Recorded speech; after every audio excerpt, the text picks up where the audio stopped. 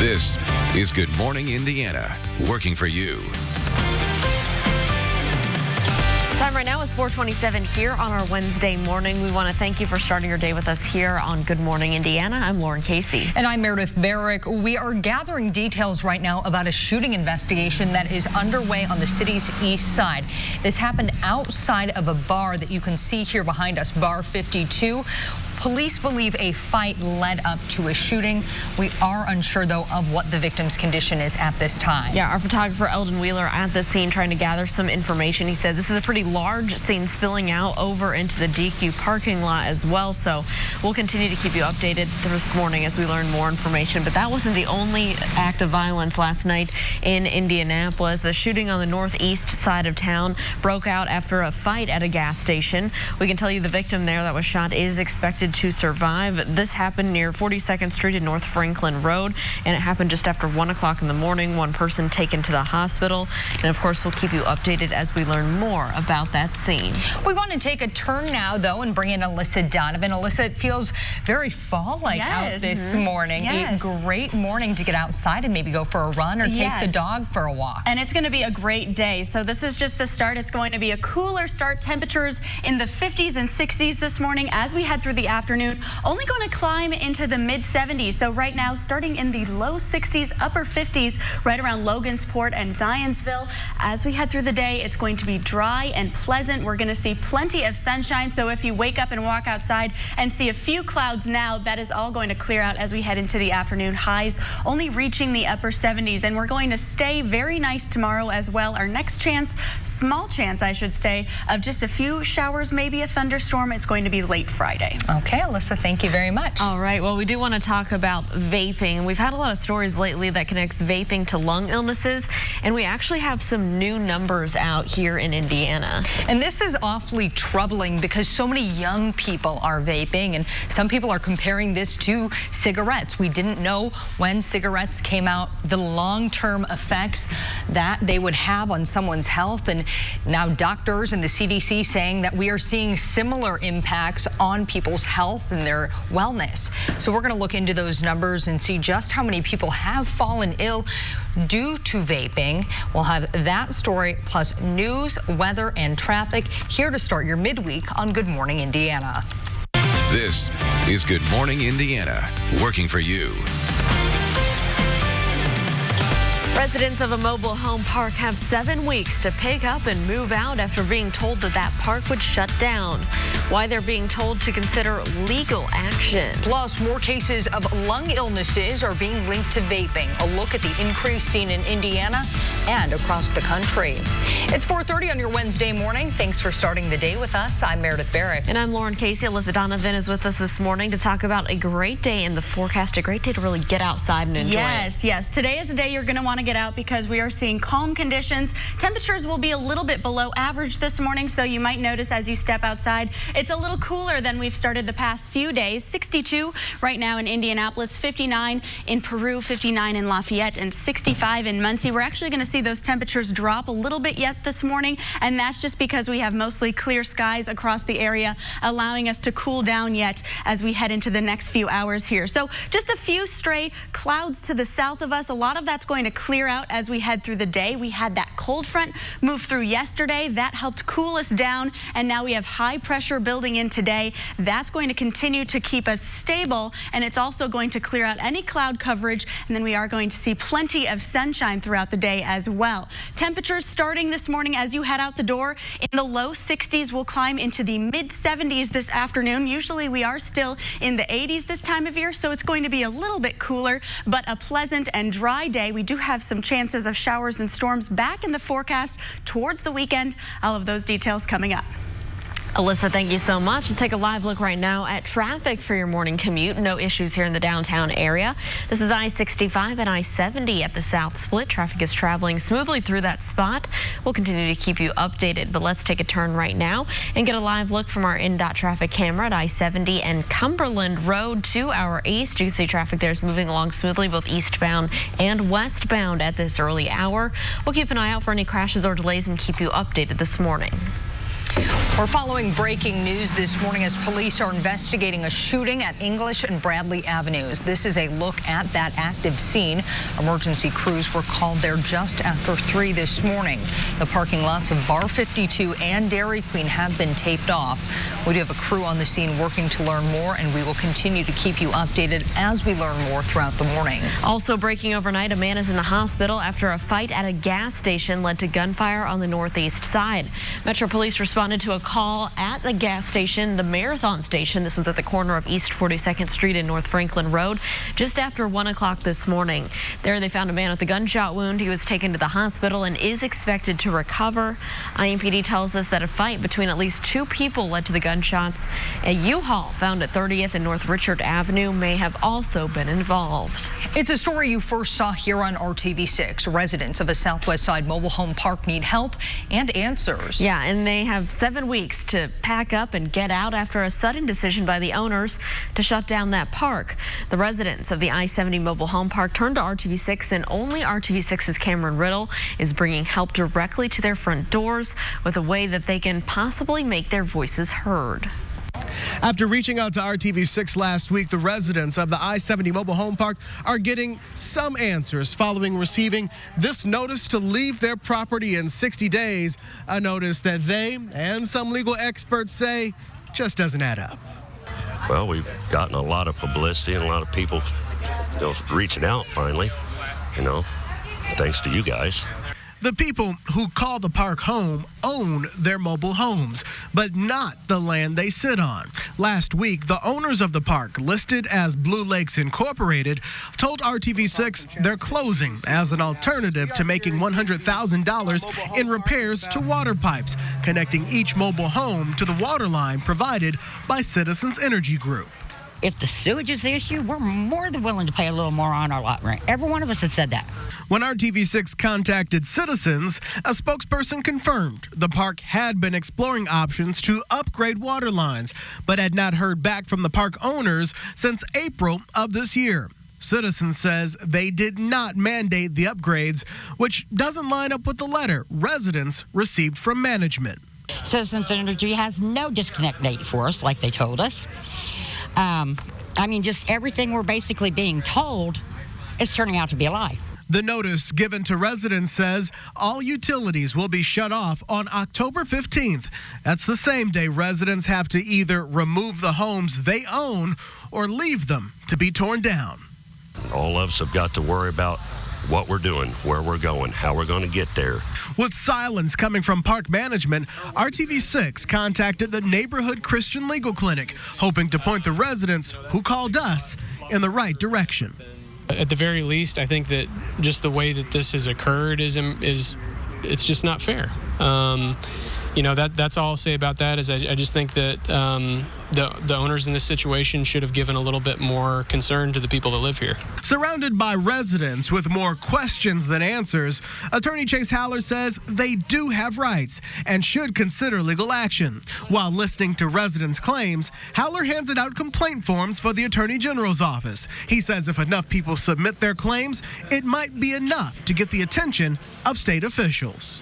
If you don't want to rent to them anymore, that's fine, but many of these people have spent thousands of dollars on the trailers that are immovable. And so are they going to be compensated for that? Or is there going to be some kind of refund for some of the money they've paid for that?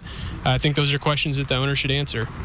Working for you on the Southwest Side, Cameron Riddle, RTV6.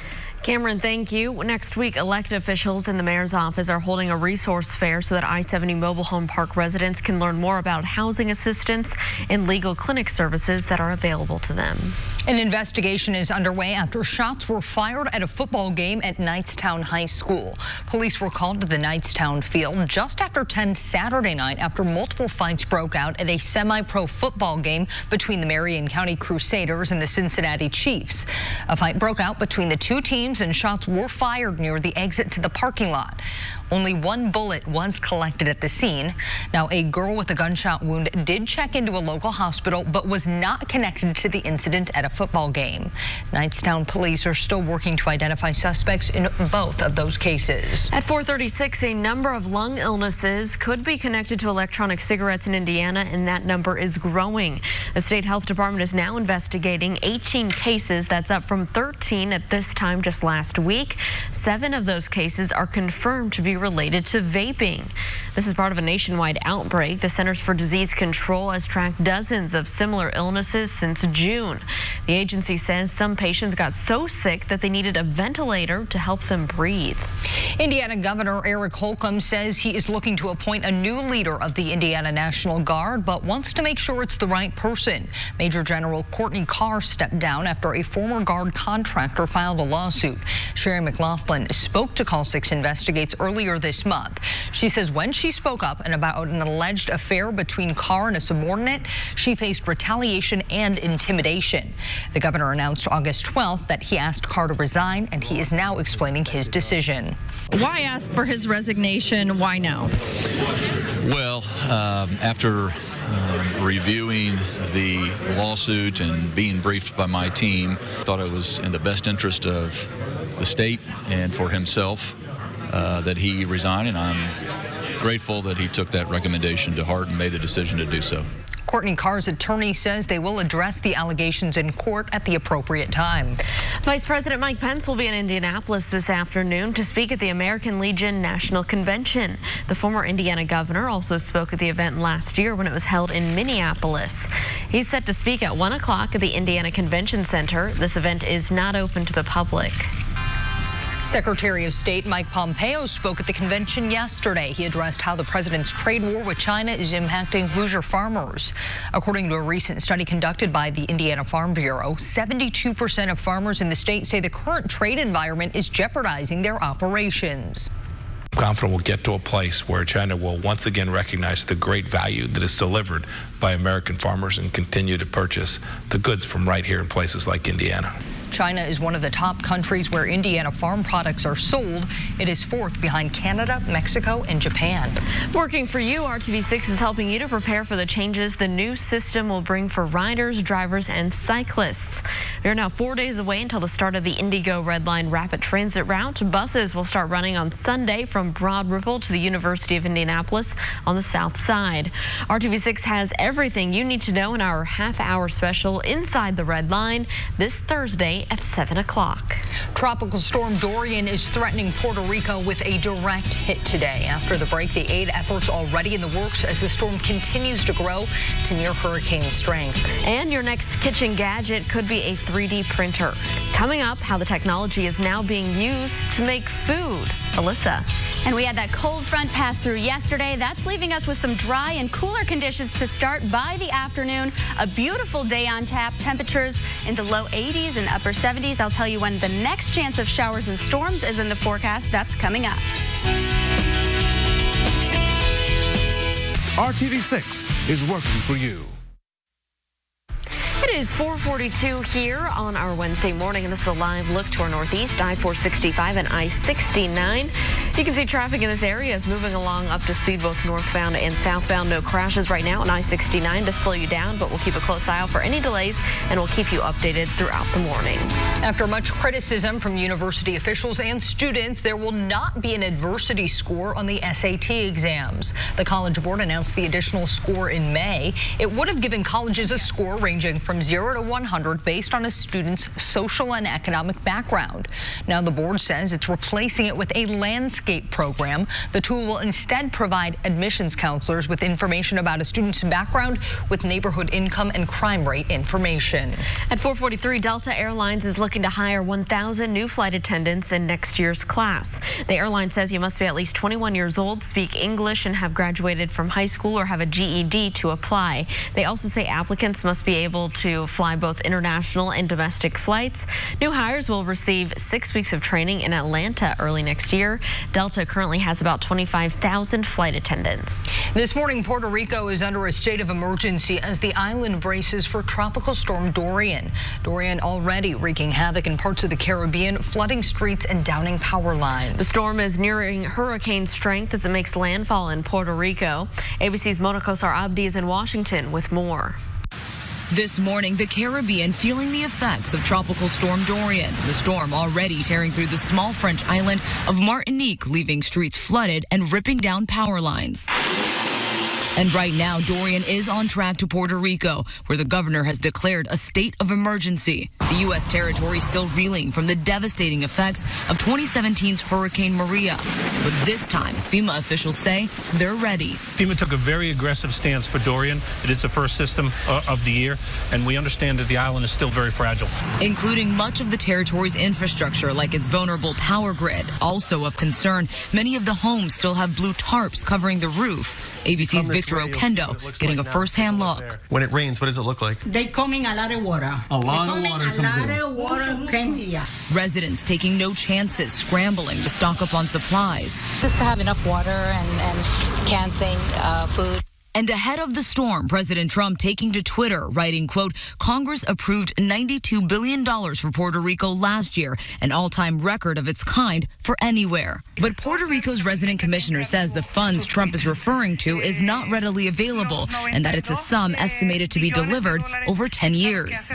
And this morning, FEMA says they have emergency personnel positioned all over the island. The warehouses are full and more than 7,000 generators are already on the ground. Meanwhile, Puerto Rico's governor says she's in close communication with the White House.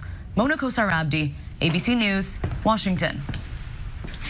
And we are looking at a calm day today across central Indiana. Temperatures will be a little bit mild. This is the start of a dry stretch of weather that will last until Friday. That's going to be our next chance of a few thunderstorms moving into the forecast. Behind that, a mild weekend on tap with just a small chance of a stray shower or storm by Sunday. Right now, we are starting with mostly clear skies this morning. We are picking up a little bit of patchy fog to areas to the southeast. We could see some of that spread, but for the most part, we are going to start with those clear skies. 62 right now. We'll continue to see those temperatures drop just a smidge as we head through the morning. So as you're heading out the door, it might be a little bit cooler than that into the upper 50s. You might want a light jacket as you head out this morning. We are seeing some dry conditions as well. That dew point at 58. Winds very light out of the west-southwest, about 6 miles per hour. Those will be picking up as we head into the afternoon. We are going to see some gusty conditions later today too. So what's going on is we had that cold front move through yesterday. That left us with some drier and cooler conditions to start today. Just a little bit of cloud coverage to the south of us right now. A lot of that is going to clear out by midday, and that is due to that high pressure building in. That's going to stabilize us and also bring us those calmer and sunny conditions throughout the day. By the afternoon, just a little bit of cloud coverage will move in, and then that will die down. Later tonight, we'll be left with some clear skies. But you can see this morning as you head out the door, those temperatures dropping off just a little bit into the upper 50s. That's why you might need a light jacket. By the noon hour, we'll be into the mid 70s and not climbing much more than that throughout the day. By the evening, that's when we'll start to see a little bit of cloud coverage that will die off right around sunset, and then we are going to see some cooler conditions once again as we head into tomorrow morning. So you may need a light jacket. Again, Friday afternoon and evening, small chance of showers and thunderstorms, but then we look ahead to the weekend and it is looking nice. Partly sunny on Saturday, 81 for the high. We have a warm front in place, and then we are going to see a small chance of a shower or thunderstorm on Sunday, 82 for the high. So those temperatures just a little bit below average as we head into the weekend as well. But looking ahead to the 7-day, we are warming back up. We are into the upper 80s by this time next week. As we look ahead, temperatures this morning starting out in the low 60s, mostly sunny skies. You can see those winds pick up a little bit, up to 15 miles per hour, sustained winds, those gusts close to 20 miles per hour as we head through the afternoon. Today, 78 for the high, mostly sunny skies, a little bit warmer tomorrow, and then that warmth continues to build on Friday ahead of that chance of a stray shower or storm. Nice weekend. Labor Day looking good as well. Temperatures in the mid 80s. All right, Alyssa, thank you so much. Take a look right here from our NDOT traffic camera down to the south side. I-60 I-65 in Southport Road. You can see some headlights moving across your screen. A heads up, we have some scheduled road work in the southbound left lane, so just use caution as you travel through that area. It looks like it's still moving, though, this morning, so that is great news. Let's take a turn right now to I-70 at Cumberland Road to our east. You can see traffic there is picking up as well at this early hour. No crashes or delays right now around the metro area to slow you down. 3D printers have advanced to make many things, including artificial bones and prosthetics. Now this technology can be used to make food. Columbia University engineering students are experimenting to create the new kitchen gadget. The printer combines different ingredients in cartridges and then cooks it with lasers. They've cooked several foods, including a mini pizza, cream cheese, and even salmon. The idea is to use the software in the printer to better customize nutrition, making the food healthier. It can kind of learn from your tendencies too. It can kind of understand, your eating habits when you eat during the day.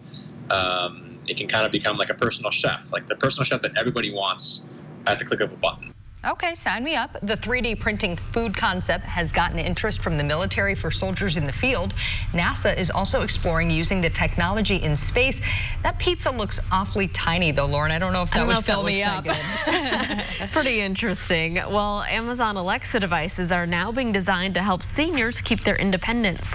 State Farm is testing out a new skill that allows seniors to check in with their families using the smart device. Each morning, Alexa will ask them how they're doing. Alexa will then send the response to their loved ones. When their care circle may not be right there in their community, and it provides a way for that social interaction to still take place in a way that is very natural and does not make a senior feel like they are being monitored or looked over. Well, the researchers at the University of Illinois developed this program. They say seniors seem to be more comfortable just talking to this device than using a smartphone. The skill is still in a trial period, but it is expected to roll out next year. In less than 2 weeks, Popeyes has sold out of its newest menu item. After the break, what fueled the chicken sandwich craze? And a 15-year-old could be tried as an adult in connection to a shooting that left 2 teenagers dead.